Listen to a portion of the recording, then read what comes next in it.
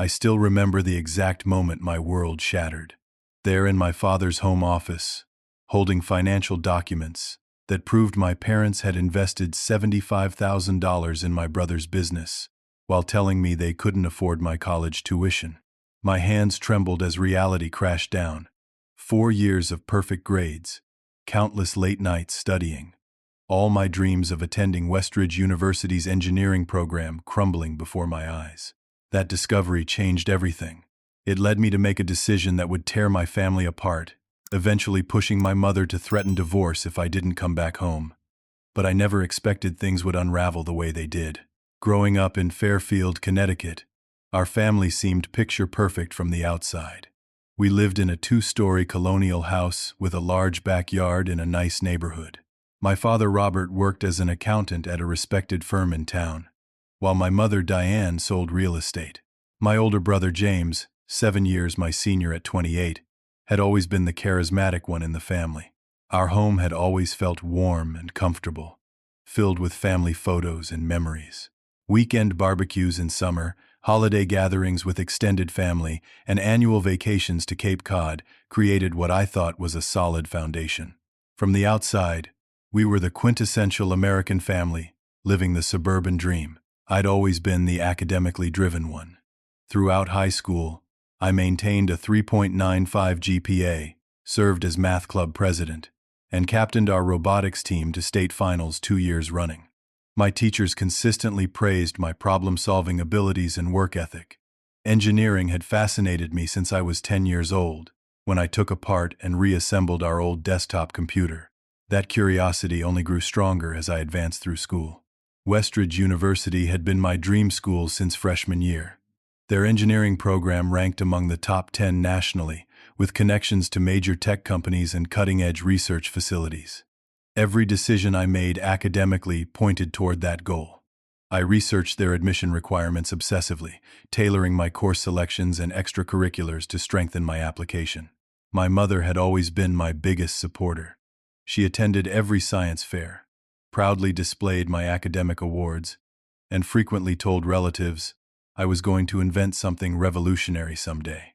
We would spend evenings at the kitchen table discussing my future plans while she helped me research scholarship opportunities. Her unwavering confidence made me believe anything was possible. My relationship with my father was more complicated. He wasn't cold, exactly, but there was a distance I couldn't quite bridge. He showed up to important events and nodded approvingly at report cards, but our conversations rarely went beyond surface topics. The animated discussions and shared interests he had with James were noticeably absent between us. James had always been different from me. Where I was methodical and detail-oriented, he was spontaneous and big-picture focused. He'd attended State University for 2 years before dropping out to pursue entrepreneurial opportunities, which mostly meant a string of short-lived business ideas. Despite his spotty track record, my father's eyes would light up whenever James talked about his latest venture. Looking back, I should have noticed the signs of favoritism earlier. The way my father would interrupt my stories about robotics competitions to ask James about his day.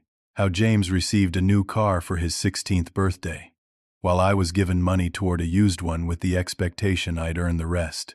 At the time, I rationalized these differences as normal variations in parenting, or attributed them to the significant age gap between us. Understanding we weren't wealthy enough for me to attend college without financial help, I started working part-time at 16, first at the local hardware store, then adding weekend shifts at a tutoring center. Every dollar went into my college savings account. By senior year, I was working 20 hours weekly while maintaining my academics and extracurriculars. My social life suffered, but the sacrifice seemed worth it for my future. I applied for every scholarship I qualified for, writing countless essays and seeking recommendation letters. The results were promising but insufficient. I received several smaller scholarships totaling about $15,000 per year, but Westridge's annual cost approached $50,000. My savings would cover some expenses, but I still needed significant parental contribution. As college acceptance season approached, my parents became increasingly vague about finances. When I brought up specific numbers, the conversation would shift to other topics or end abruptly. "We'll figure it out when the time comes," became their standard response. Still, I trusted them to support my education as they'd always promised. One Saturday morning during my senior year, I was helping my mother organize my father's home office while he attended a conference in Boston. My task was simple: sort through file cabinets and shred outdated documents. As I worked through a folder labeled investments, I found recent statements showing multiple accounts with substantial balances.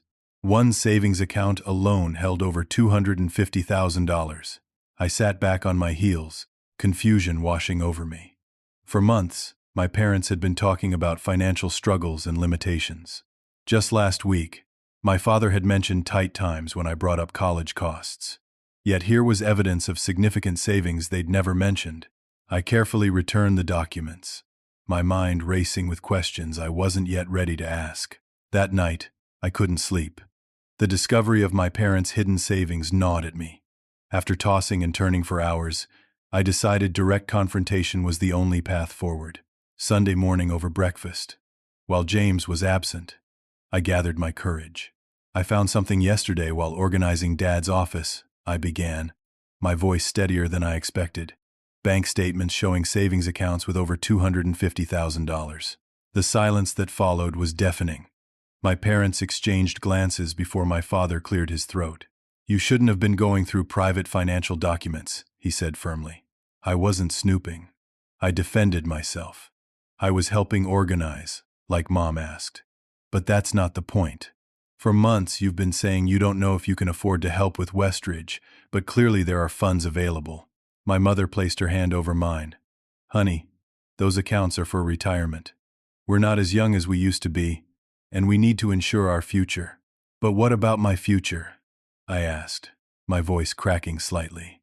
"You always said education was the most important investment." My father's expression hardened. "The world doesn't revolve around you, Ivan. There are practical realities to consider. That money has to last us potentially 30 years. The conversation deteriorated from there. My father suggested community college or taking a gap year to work and save money. My mother, usually my advocate, remained mostly silent, occasionally offering that sometimes life doesn't go exactly as planned. The argument reached its peak when my father declared, "We just don't have the money for Westridge. That's final." I left the table feeling betrayed and confused. The parents who had always emphasized education's importance were now withholding support despite having resources. Still, I tried to understand their perspective. Perhaps retirement savings were indeed untouchable. Maybe there were financial complexities I didn't fully grasp. Rather than giving up, I doubled down on self-reliance. I added a third job delivering pizzas 3 nights a week, pushing my work schedule to 30 hours while maintaining my academics.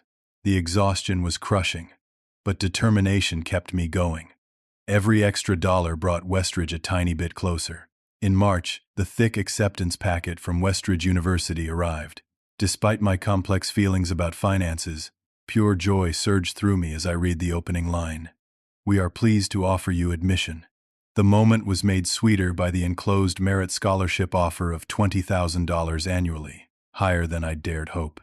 I rushed home to share the news, momentarily forgetting the tension of recent months. My parents offered congratulations that felt genuine, but when I broached the topic of finances, the walls went back up. "This is wonderful recognition of your hard work," my mother said, "but the remaining costs are still significant." My father was more direct. "We've already discussed this. We simply don't have $30,000 a year to spare." Later that evening, I overheard my parents arguing in their bedroom. Though I couldn't make out exact words, the heated tones and occasional mention of college made the topic clear. They were fighting about me, about money, about decisions that would shape my future.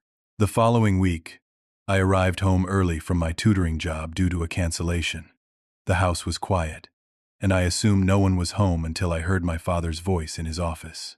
Not wanting to interrupt what sounded like a business call, I headed upstairs. Passing his open door, however, I glimpsed documents spread across his desk with a familiar logo. Next Tech Solutions, my brother's latest venture. Later that night, unable to shake my suspicion, I waited until my parents went to bed before silently making my way to the office.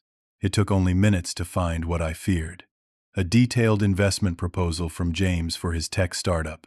promising revolutionary app integration and market disruption. More damning were the bank transfer records showing my parents had recently moved $75,000 to a business account with James's name. $75,000. Almost exactly what they would have contributed to 2 years of my education at Westridge. The money they simply didn't have had been redirected to my brother's unproven business venture. I stood frozen, staring at the papers, feeling like I'd been punched in the stomach. The betrayal was no longer ambiguous or potential. It was concrete, documented, and devastating. I didn't confront my parents immediately. Instead, I spent the next week investigating James's business on my own. I researched Nextech Solutions online, finding only a basic website with vague descriptions of services and no client testimonials. The company's social media presence was minimal, with few followers and sporadic posts. Nothing suggested a viable business worthy of significant investment. Using skills from my computer science classes, I dug deeper, discovering Nextech had no registered patents, minimal digital footprint, and was operating from a small co-working space rather than a proper office. All signs pointed to a business in its infancy, with no clear path to profitability.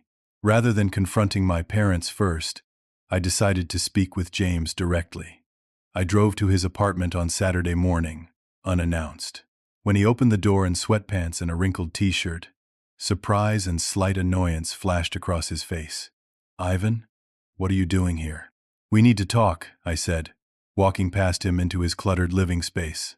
"About Nextech Solutions and the $75,000 our parents invested in it." His expression shifted from confusion to understanding. "You found out about that, huh?" "Yes. And I want to know if you were aware they're claiming they can't afford to help with my college tuition while investing in your business." James sighed and dropped onto his couch. "Look, it's complicated. Dad approached me about investment opportunities a few months ago. Did you know about my situation with Westridge?" I pressed. He hesitated before nodding. "Yes. They mentioned they were concerned about college costs." "And you took their money anyway?" "It's a business investment, Ivan," he said defensively. "Not a handout. They'll get returns when Nextech takes off. It's a better investment for the family than wasting money on tuition." "Wasting money?" I repeated incredulously. "You know what I mean," he backtracked. "College is expensive, and there's no guaranteed return. At least with Nextech, they could potentially multiply their investment." As our conversation continued, James revealed more than he perhaps intended. Our parents, particularly our father, believed I wasn't business-minded like James.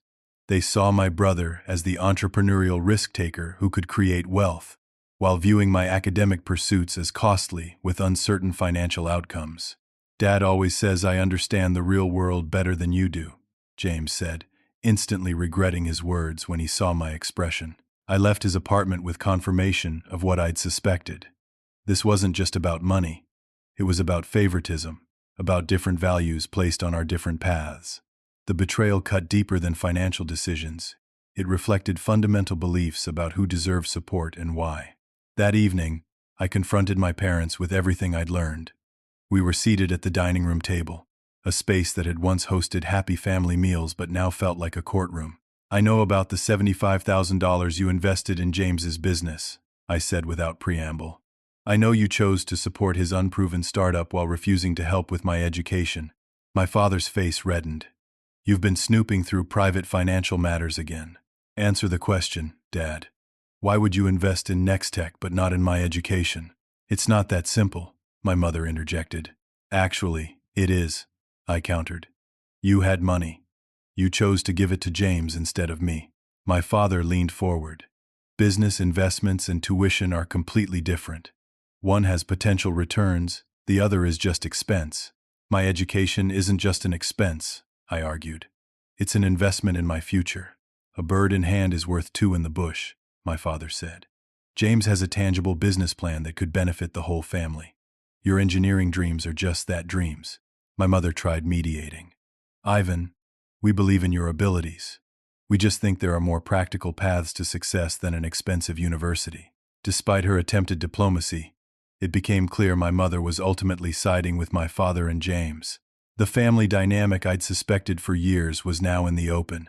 James was the favorite, the one whose pursuits were deemed worthy of financial backing. What started as a discussion about finances evolved into a heated argument where years of resentment surfaced.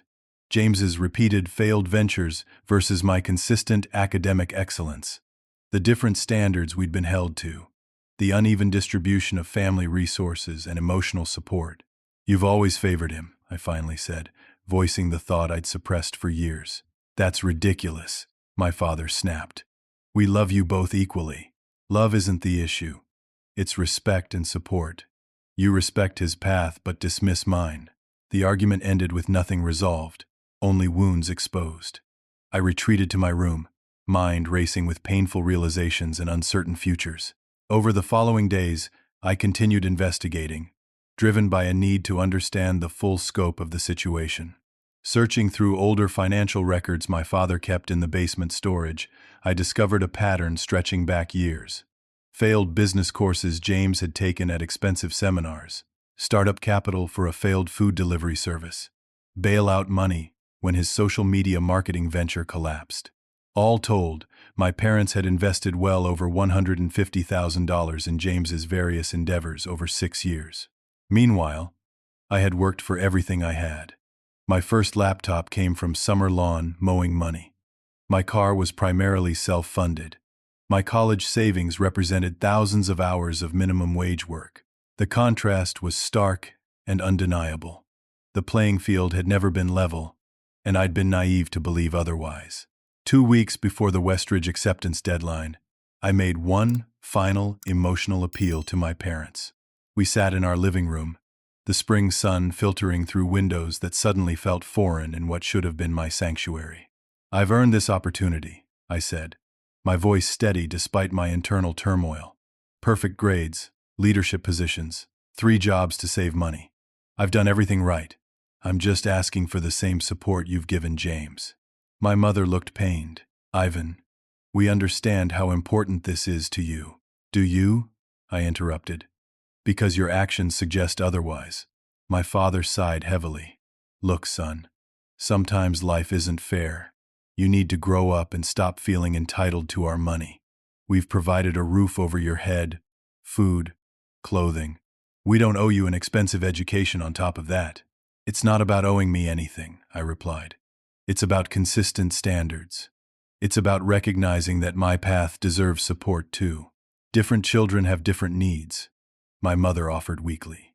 "And apparently James's needs always come first," I said bitterly. The conversation circled painfully, resolving nothing. My father eventually stood, effectively ending the discussion with a firm, "This matter is closed. You need to explore other options besides Westridge." That night marked my breaking point. As I lay in bed, staring at the glow-in-the-dark stars I'd placed on my ceiling as a child, I realized I had 2 choices: abandon my dreams or forge my own path without family support. The Westridge deadline loomed, requiring a decision and deposit I couldn't afford alone. Over the next few days, I developed a plan in secret. My first call was to my best friend Tyler, whose family had always treated me like a second son. When I explained my situation, his response was immediate. "You can stay with us while you figure things out. Mom and Dad already said it's fine." With temporary housing secured, I researched financial aid options more aggressively. I learned that students could apply for independent status in cases of family estrangement, potentially qualifying for additional grants and loans. Though not ideal, student debt seemed a fair trade for education at my dream school. I picked up extra shifts at all 3 jobs, building a small emergency fund to cover immediate expenses. I sold my gaming system and collection of engineering books I could replace later, adding a few hundred more to my reserves. Every dollar would matter in the coming months. As my plans solidified, I maintained a facade of acceptance at home. I stopped mentioning Westridge and started discussing community college options, watching my parents' relieved expressions with hidden resentment. They believed they'd won, that I'd abandoned my unrealistic ambitions. The duplicity felt foreign to my normally straightforward nature, but self-preservation demanded it. If my parents discovered my intentions too soon, they might find ways to obstruct my departure. I couldn't risk that. The hardest part was the emotional toll. Despite everything, I loved my family. Each night brought waves of doubt, grief, and guilt. Was I overreacting? Should I accept their decision and stay? Was family unity worth sacrificing my dreams? These questions tormented me, but each morning I'd remember the documents proving years of inequity and steeled my resolve again. The night before my planned departure, I couldn't sleep. Around 2 in the morning, I went downstairs for water and noticed light under my parents' door. Not wanting a confrontation, I passed quietly. As I returned upstairs, I noticed my mother's journal on the side table in the living room. She'd been writing in it earlier that evening. I'd never invaded her privacy by reading her journal before, but desperation overcame my principles. Turning to recent entries, I found pages discussing me. To my surprise, they were filled with pride in my accomplishments and worries about my future. More shocking was her admission that she'd supported my father's decision about money, primarily because she feared I would move far away for college and never return, unlike James, who had stayed nearby even after dropping out. "Robert is probably right that we can't afford both retirement and Ivan's school," she'd written. "But I'm terrified we'll lose him forever if we don't support his dreams. James always comes back no matter what. But Ivan is different. Once he goes, I feel he won't return." The entry revealed a mother's misguided attempt to keep her son close by clipping his wings. The irony was painful. Her actions were creating exactly the outcome she feared most. I carefully returned the journal and went back to my room, adding another layer of complexity to my already turbulent emotions. At 5:30 the next morning, before my parents awoke, I loaded my pre-packed bags into my car. On the kitchen table, I left a 4-page letter explaining my decision. I detailed the inequity I'd discovered, my hurt at their choices, and my determination to pursue my education independently. I didn't mention where I was going, only that I would be safe and would contact them when I was ready. The letter's conclusion read, "I love you both, but I need to do this for myself. Please respect my decision enough not to try finding me or stopping me. I'll reach out when I'm ready. Ivan." Driving away from the only home I'd ever known felt surreal. The familiar streets of my childhood looked different somehow, as if my changed perspective had altered the physical world. Tears blurred my vision several times during the 30-minute drive to Tyler's house, but determination kept me moving forward. Tyler's parents welcomed me with compassion and zero judgment. They had converted their basement into a comfortable temporary bedroom and insisted I stay as long as needed. "Family isn't just blood," Tyler's mom said, squeezing my shoulder. "It's who stands by you when it matters." The following days were a whirlwind of logistical challenges. I submitted my acceptance to Westridge along with applications for emergency financial aid, explaining my situation to increasingly sympathetic administrators. I filed for independent student status, a complicated process requiring documentation and personal statements about family estrangement. Financial reality meant taking every work opportunity available. I secured a position at the campus library, another as an engineering lab assistant, and weekend retail shifts at a nearby electronics store. My schedule would be punishing, barely allowing time for sleep between work and studies, but necessary for survival. By some combination of determination, sympathetic financial aid officers, and perhaps luck, I cobbled together enough loans, grants, work-study arrangements, and scholarships to make Westridge possible. The debt would be substantial, but the alternative, abandoning my dreams, seemed far more costly. Throughout this period, my phone buzzed constantly with messages and calls from my family. My father's texts evolved from angry demands to return home, to threats about cutting off my phone service, to grudging questions about whether I was safe. My mother's messages were emotional pleas, questioning where she'd gone wrong and begging me to come back. James sent occasional awkward check-ins, clearly uncomfortable in his new role as family mediator. I read everything but responded to nothing. The wound was too fresh, the betrayal too raw. Each message triggered waves of homesickness and doubt, threatening the fragile independence I was building. Eventually, I changed my number, sending my new contact information only to Tyler and a few close friends, with strict instructions not to share it with my family.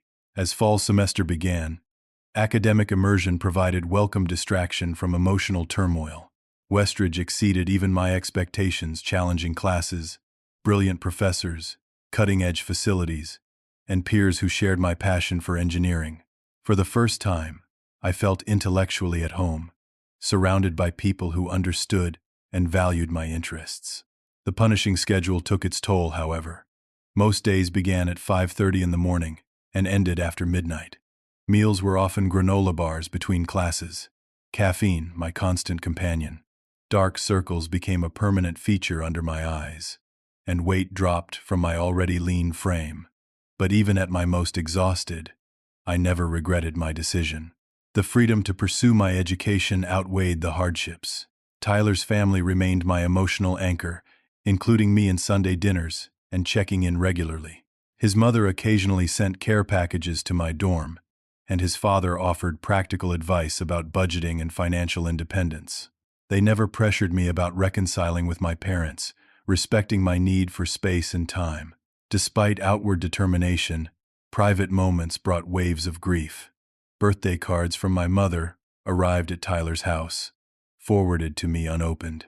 Thanksgiving approached with invitations from classmates who pitied the freshmen with nowhere to go. Christmas decorations appearing in store windows triggered memories of family traditions I'd abandoned.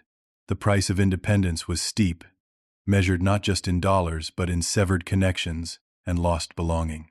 3 months after leaving home, I was studying late in my dorm when my new phone rang. The unfamiliar number nearly made me ignore it, but something prompted me to answer. "Ivan, don't hang up. It's James." My brother's voice sounded different, strained, and uncharacteristically serious. Before I could respond, he continued. "Things are really bad at home. Mom moved out last week. She's staying at Aunt Susan's and threatening divorce. She blames Dad entirely for you leaving. You've got to come home, at least to talk. The family is falling apart." His words hit like a physical blow. I'd expected my departure would cause pain, but not this level of familial implosion. Despite everything, I never wanted to destroy my parents' marriage.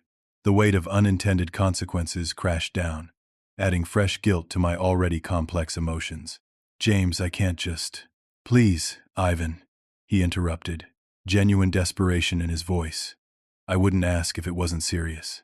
Mom's not eating, Dad's drinking every night, and I'm caught in the middle. Just meet me somewhere. Neutral ground.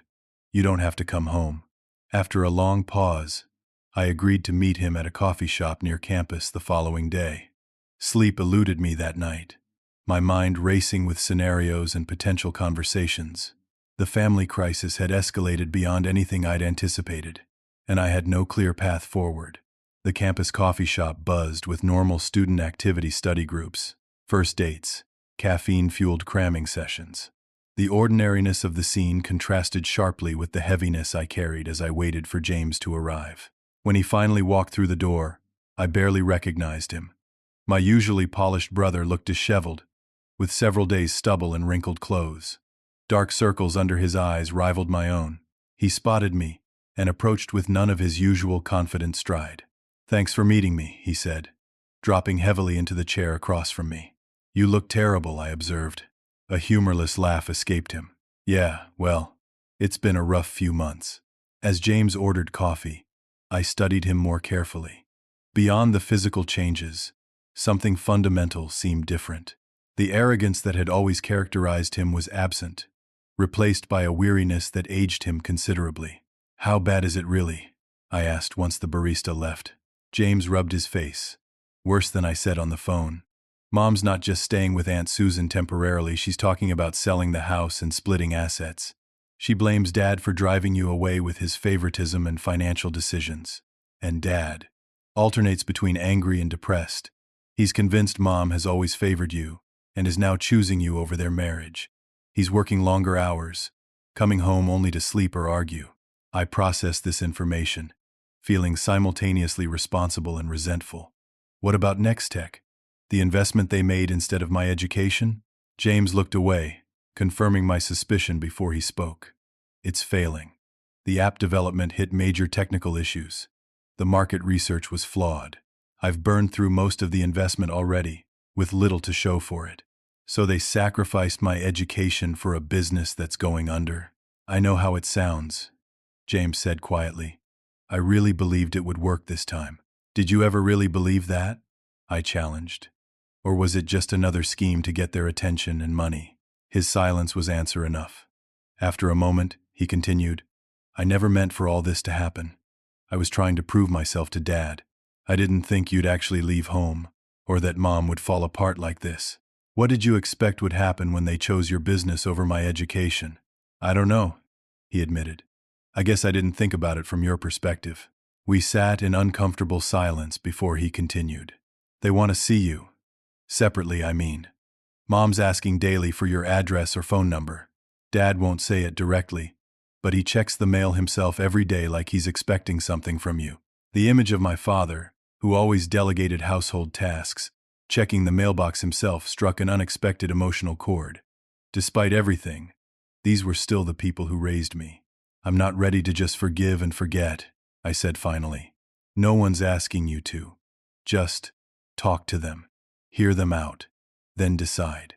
After further discussion, I reluctantly agreed to meet my mother at a restaurant halfway between campus and my aunt's house. A week later, I would meet my father separately. James seemed relieved, as if accomplishing this small step might begin healing the family rift he felt partially responsible for creating. The meeting with my mother was emotionally draining.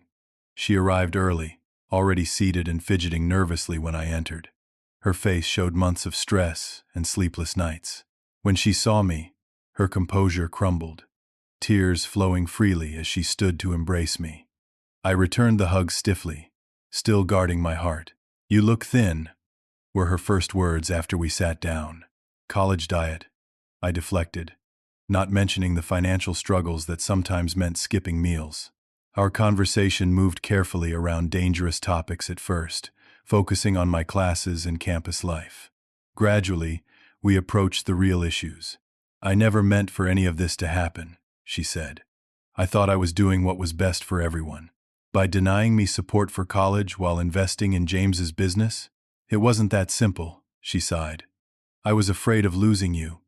Westridge is far away, and you've always been so independent. I worried you'd go and never come back, build a life without us. So instead you pushed me away completely? I see the irony now, she acknowledged. I was trying to keep you close by encouraging local options. Instead, I lost you entirely. She explained that her marriage had been strained for years before my departure, with different parenting philosophies and financial priorities causing ongoing tension.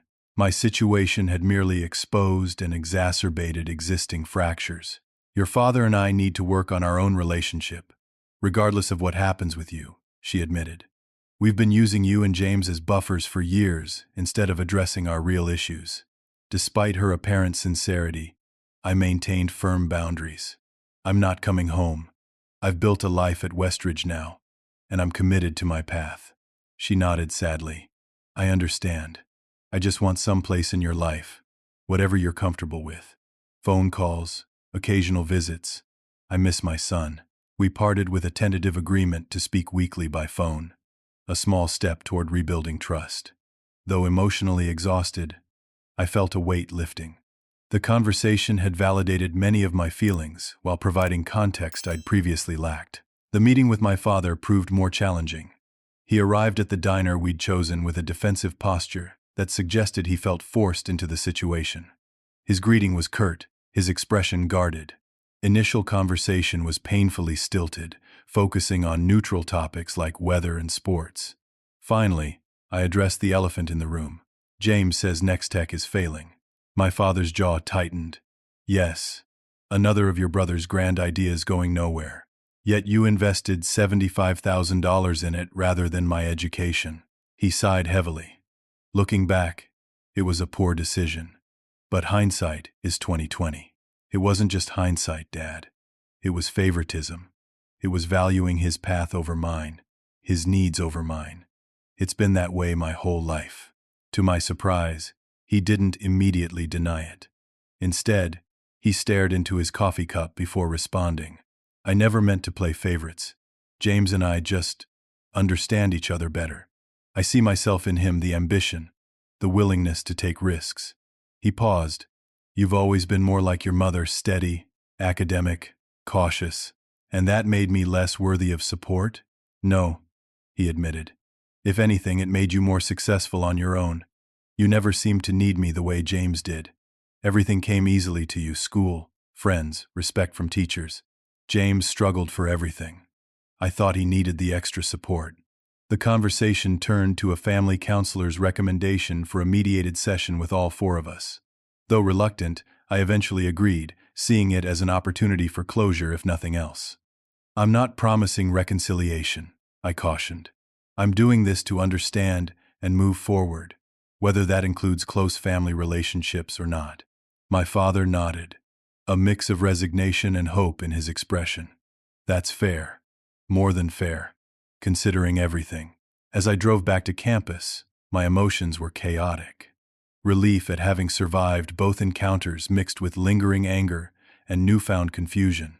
The black and white narrative I'd constructed, loving son betrayed by unfair parents, had acquired shades of gray. Their actions remained wrong, but the motivations were more complex than simple favoritism. The family counseling session was scheduled for the following weekend at a neutral office halfway between my parents' locations.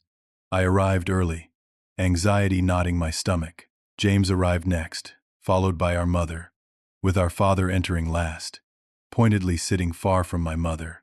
The counselor, Dr. Matthews, structured the session carefully, establishing ground rules for respectful communication and taking turns speaking without interruption.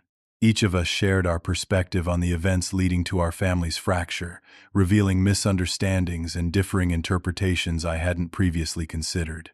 The session's most startling revelation came when discussing the investment in James's business. Contrary to my assumption that my father had pushed for it, it emerged that my mother had been the primary advocate. I opposed investing in Nextech, my father revealed, surprising everyone in the room. I'd already lost money on 3 of James's ventures and didn't want to risk more. It was your mother who insisted. All eyes turned to my mother, who looked down at her hands. James needed the confidence boost. He'd failed so many times. While Ivan was naturally successful at everything, I thought James needed the support more. The revelation struck me like physical blow. All these months, I'd constructed a narrative where my father favored James financially, while my mother was merely complicit. Learning she had actively pushed for the investment that denied me educational support reshuffled everything I thought I understood about our family dynamics. So you both chose to support the child you thought needed it more, rather than the one who earned it? I asked, unable to keep the hurt from my voice. We made mistakes, my mother acknowledged tearfully. Terrible mistakes based on flawed assumptions about both of you. The therapist guided us toward understanding rather than accusation, helping each family member recognize their role in the dysfunction. My parents acknowledged their inconsistent standards and the damage caused by perceived favoritism.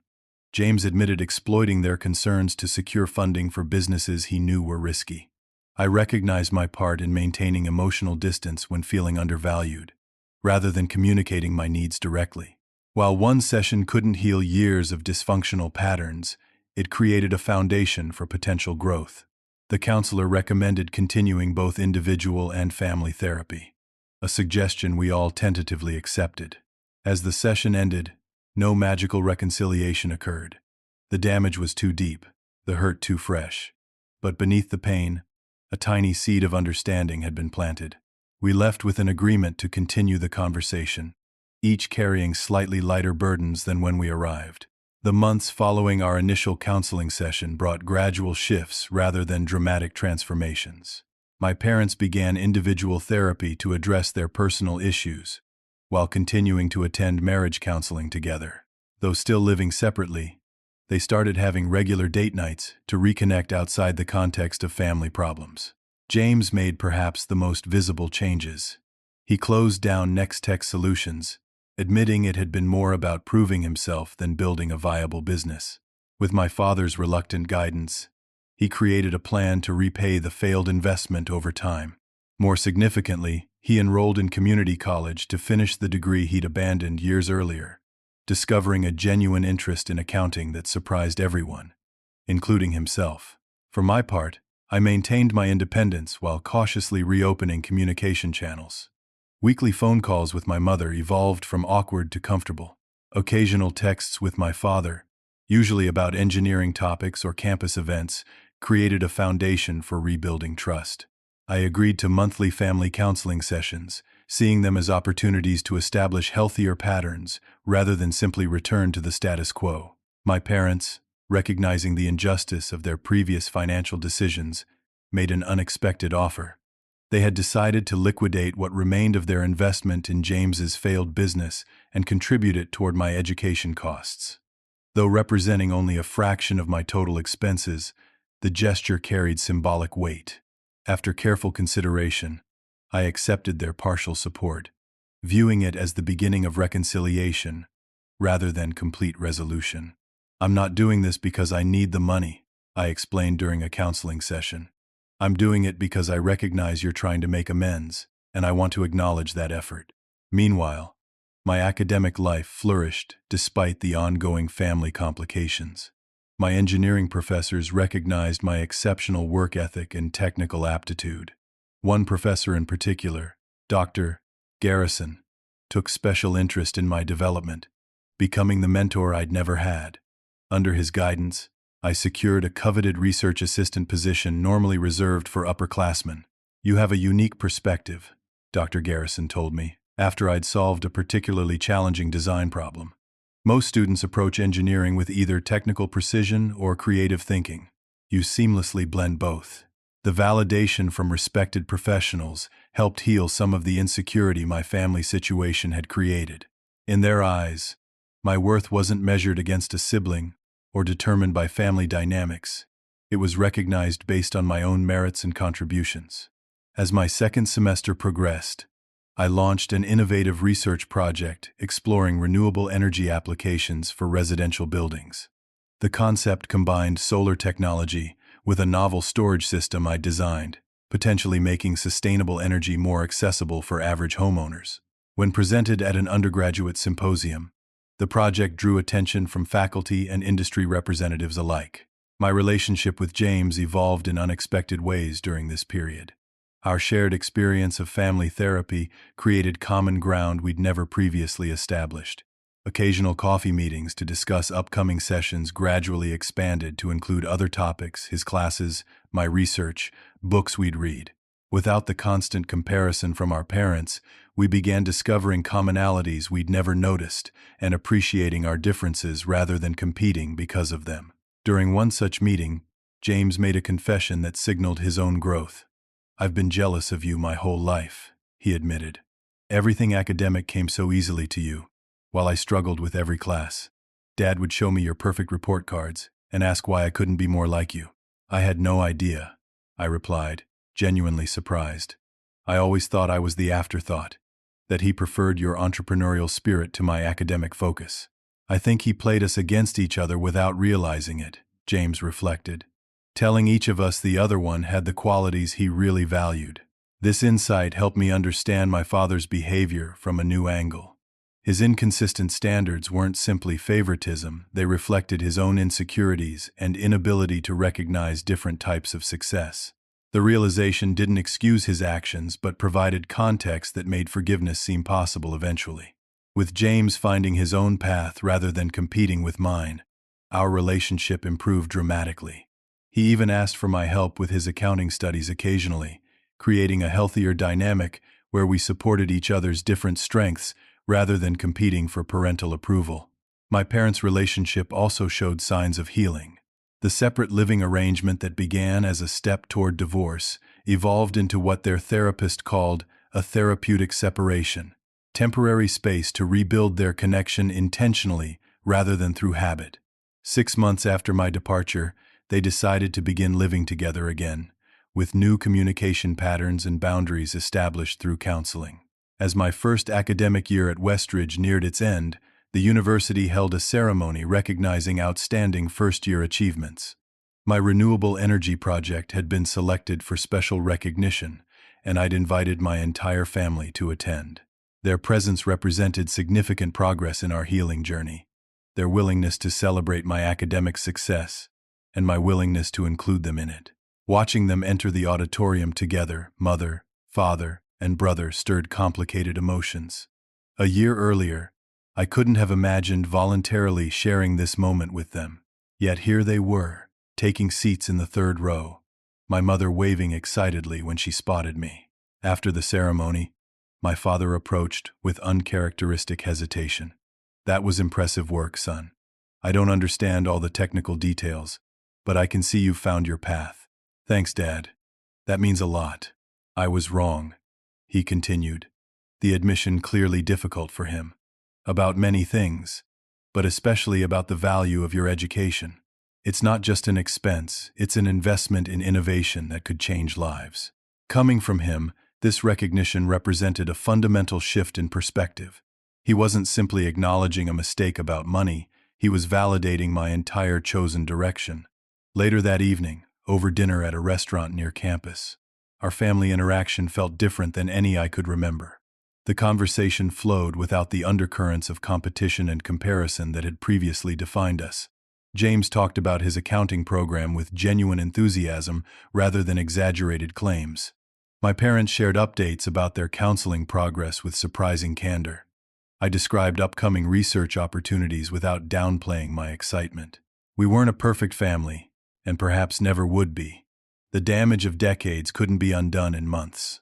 Trust was being rebuilt slowly, boundaries established and respected gradually.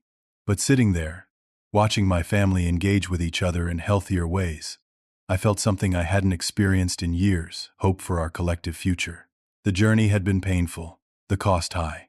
I'd left home feeling betrayed and returned to it on my own terms, fundamentally changed. My parents had nearly lost their marriage before recognizing the destructive patterns they'd created. James had faced repeated failures before finding authentic direction. Each of us had been forced to confront uncomfortable truths about ourselves and our relationships. Yet from that painful process, something valuable had emerged. I'd discovered independence and resilience I might never have found otherwise. My parents were building a healthier marriage based on honesty rather than avoidance. James was pursuing education with genuine commitment rather than seeking shortcuts to success. Collectively, we were learning to support each other's growth rather than competing for limited emotional resources. As the evening ended and we prepared to part ways, me to my dorm, my parents and James to their separate homes, my mother embraced me tightly. "I'm so proud of the man you're becoming," she whispered. "Not just the academic achievements, but the strength and wisdom you've shown through everything." Her words touched something deep within me. Despite everything, despite the betrayal and pain and separation, the maternal validation I'd always sought still mattered. Not as my sole source of self-worth, but as one thread in the complex tapestry of human connection that gives life meaning. Driving back to campus alone, I reflected on the journey of the past year. I'd left home believing I needed to choose between family loyalty and personal dreams, between forgiveness and self-respect. The reality proved more nuanced. I could maintain boundaries while opening channels for healing. I could acknowledge past hurts while creating space for new patterns. I could pursue my goals independently while gradually rebuilding family connections on healthier terms. The painful discovery of my parents' financial betrayal had triggered a cascade of consequences none of us could have predicted. Yet from that crisis had emerged valuable clarity about my own resilience and capabilities, about the complexity of family dynamics and the possibility of transformation, about the difference between forgiveness and forgetting. Most importantly, I'd learned that family relationships, like all human connections, require ongoing maintenance and occasional renovation. Sometimes, the structures we inherit need to be partially dismantled before they can be rebuilt on stronger foundations. The process is messy, painful, and frequently disruptive. But when approached with courage and honesty, it creates the possibility of something more authentic and enduring than what existed before. Have you ever experienced a situation where you felt someone in your family was receiving preferential treatment? How did you handle it? And what did you learn from that experience? Please share your thoughts in the comments below. If you found this story meaningful, please like and subscribe to the channel for more content that explores complex family dynamics and personal growth. And if you know someone who might benefit from this story, consider sharing it with them. Thank you for listening to my journey, and I wish you wisdom and healing in your own relationships.